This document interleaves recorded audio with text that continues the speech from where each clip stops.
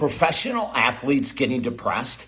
I mean, the question has to be why, right? And why would people men and women making millions of dollars a year, doing what they love, doing what they dreamed of as a kid, why in the world would they ever face depression? I mean, you and I might be sitting here struggling, oh my gosh, with finances or our bodies or our health, our self-image, and athletes also struggle with self-image, but depression? Like, they outbeat inflation, right? And no matter how much money they make and no matter how bad inflation gets, those guys are great. Those women are great.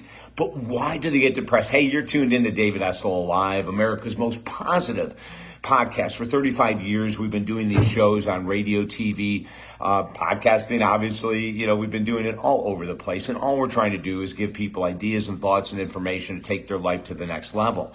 And when we talk about going to the next level, one of the things that I love working with is athletes. And what I'm going to share with you today is the same for athletes as it is for you and me and everyday people, you know, how we handle it. But the whys in the world of professional athletics are interesting, aren't they? So let me go through a whole bunch. Now, I've worked with professional college and high school athletes for 43 years. I've seen the ups and downs. I've seen this incredible talent that never manifested. I've seen people that didn't have a chance that became stars, right? It's, oh my God, it's been such an exciting ride. But because I'm so involved in the world of mental health, I've also seen a ton of mental health issues. And as a matter of fact, right now, almost every athlete, about 60% of elite athletes, according to our private practice, are struggling with depression, anxiety, etc. But what would cause depression in a high caliber athlete? Okay, number one, salary expectations not met. Now you might be thinking, oh, that's crazy. He made $70 million, $100 million, $200 million, and now he wants $250 and they're going to give him $240 and he's saying no, you know, like that kind of thing, right? But, you know, this is an athlete, number one. Number two, playing time, if it's cut, could create a sense of depression. Number three, being traded could create a sense of depression. Number four, now there's some highly sensitive athletes. There's not many that I've worked with that will allow a crowd in an opposing stadium to stay with them for days, weeks, or months. Now, when you're in a game and the opposing fans are yelling at you, pray to God not throwing stuff like we saw in the the championship baseball series recently, but you know, they're not throwing things, but maybe they're calling you names, or you know, they know your triggers and they're using them. And if they stay with you, if you don't know how to shake it off after the game, move on, you know, that can create depression. The injury rate can create depression. Oh my God, we listened to Klay Thompson of the Golden State Warriors, who sat out 2 years with two horrendous injuries, and he said depression was huge for him. Michael Phelps, the swimmer, has talked about depression being huge.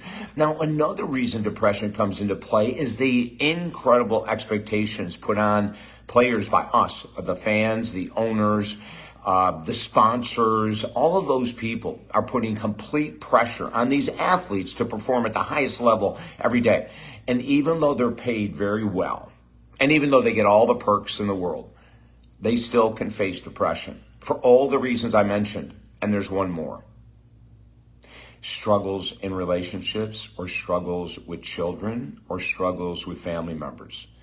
Now, this happens a lot with professional athletes, and people may not know this, but there are so many people grabbing for them, asking for their help, asking for their money, asking for their help, asking for their money, asking for their help. And if you have family members and friends, maybe from the neighborhood, that are saying, hey man, you're making all this cash, why don't you buy me this car, you know, and then there's pressure. And if they don't go through and they don't fall to the peer pressure and they don't know how to process those emotions of quote unquote letting other people down, that can turn into depression as well.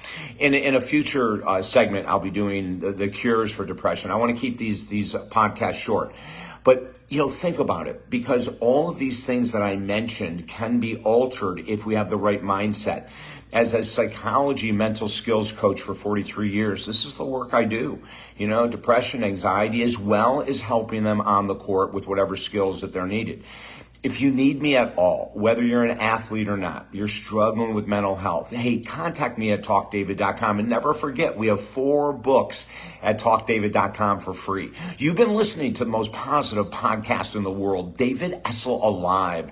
Everything is at talkdavid.com. I'm so glad that you're with us. I hope you have the most incredible day.